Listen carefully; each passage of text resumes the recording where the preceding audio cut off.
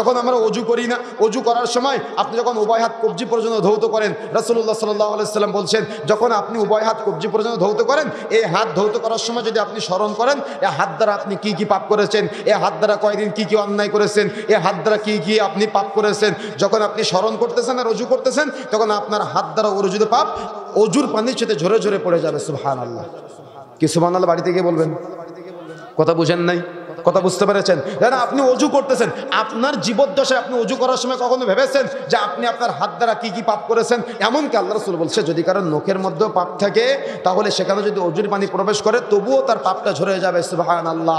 আপনি আপনার জীবদ্দশায় কোনোদিন অজু করার সময় আপনি এটা চিন্তা করেন নাই যে আমি আমার হাত দ্বারা কি কি পাপ করেছি? যদি আপনি চিন্তা করতেন, যদি আপনি স্মরণ করতেন, তাহলে আপনার হাত দ্বারা অর্জিত পাপ অজুর পানির সাথে ঝরে ঝরে পড়ে যেত। যখন আপনি মুখ ধৌত করেন, মুখ দ্বারা কত বেফাস কথাবার্তা বলে ফেলেন, কত ফাহেসা কথাবার্তা বলে ফেলেন, যদি আপনি এগুলা স্মরণ করেন তাহলে অজুর পানির সাথে আপনার পাপগুলা ঝরে ঝরে পড়ে যাবে। সুবহানাল্লাহ।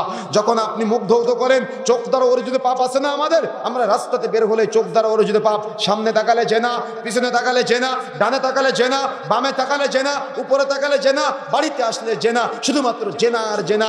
আপনি অজু করার সময় অনুতপ্ত হয়ে আল্লাহর দরবারে স্মরণ করলেন, আপনার চোখে যে পানি গেল, অজুর পানি যখন ঝরে ঝরে পড়বে আপনার চোখ দ্বারা অর্জিত পাপ ঝরে ঝরে পড়ে যাবে।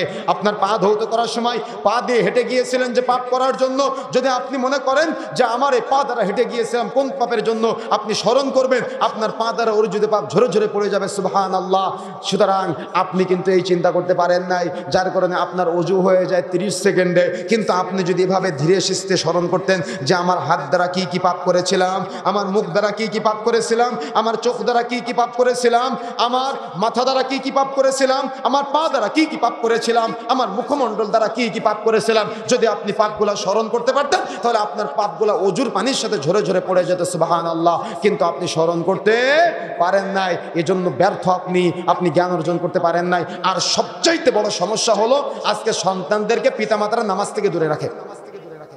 কি কথা বুঝেন নাই? আপনারা কথা বলতেছেন কেন? কোরআন হাদিসের কথা হচ্ছে, তার চাইতে আপনাদের কথা বেশি গুরুত্বপূর্ণ। এগুলো কোন লজ্জায় কথা বলে আমি জানি না, যে কথা বলতে চাচ্ছিলাম। তার মানে সবচাইতে বড় অপরাধ হলো আজকে পিতামাতারা সন্তানদেরকে নামাজ শিক্ষা দেয় না। আর আমাদের সমাজে কিছু মুরব্বী আছে, এরা কি করে জানেন? বাচ্চা যদি মসজিদে আসে আর মসজিদে এসে যদি বাচ্চা একটু কথা বলে, ও বাচ্চাকে মসজিদ থেকে বের করে দেয়। আছে কিনা? কথা বলতে হবে, আছে কিনা? আর এরা নিজেদেরকে পরহেজগার দাবি করে, এরা নিজেদেরকে আল্লাহওয়ালা দাবি করে, এরা নিজেদেরকে তাকওয়াশীল দাবি করে। অথচ আল্লাহ রাসূল সাল্লাল্লাহু আলাইহি ওয়াসাল্লাম বলেছেন মুরু আওলাদাকুম বিসসালাতি ওয়া হুম আবনাউ সাবঈ সিনিন। তোমাদের সন্তানদের বয়স যখন 7 বছর হবে তখন তাদেরকে সালাতের প্রশিক্ষণ দাও। আর 7 বছর বয়সের একটা বাচ্চা মসজিদে আসলে আমাদের সমাজের অতি পরহেজগার, অতি তাকওয়াশীল, অতি আল্লাহওয়ালা সাজা কিছু মানুষ বাচ্চাদেরকে মসজিদ থেকে বের করে দেয়।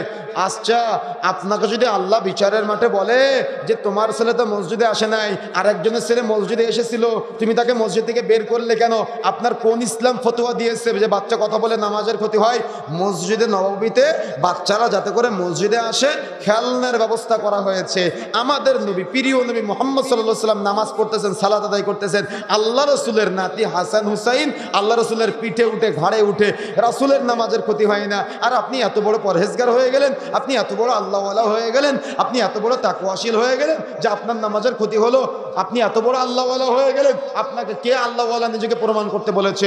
আপনাকে কে পরহেজগার নিজেকে প্রমাণ করতে বলেছে? আপনি বাচ্চাকে মসজিদ থেকে বের করলেন কেন? কে আপনাকে অনুমতি দিয়েছে বাচ্চাকে মসজিদ থেকে বের করার জন্য?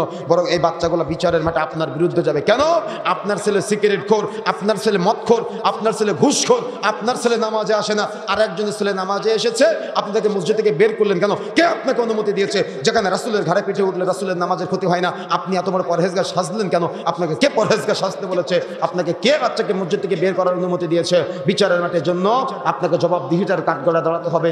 বাচ্চাদেরকে মসজিদ থেকে আজকের পর থেকে বের করবেন না, এদেরকে নামাজের প্রশিক্ষণ দিবেন। ছোট্ট ছোট বাচ্চাদের মক্তবে পাঠাবেন। যখন আমরা ছোট্ট ছিলাম তখন আমরা দেখতাম ফজরের পরে আর মাগরিব আসরের পরে ঘোষণা হতো মক্তবের ছেলেমেয়েরা মক্তবে আসো। কিন্তু এখন কেজি স্কুলগুলা মক্তবগুলাকে খেয়ে ফেলেছে, আজকে মক্তবে পাঠাতে চায় না পিতামাতারা।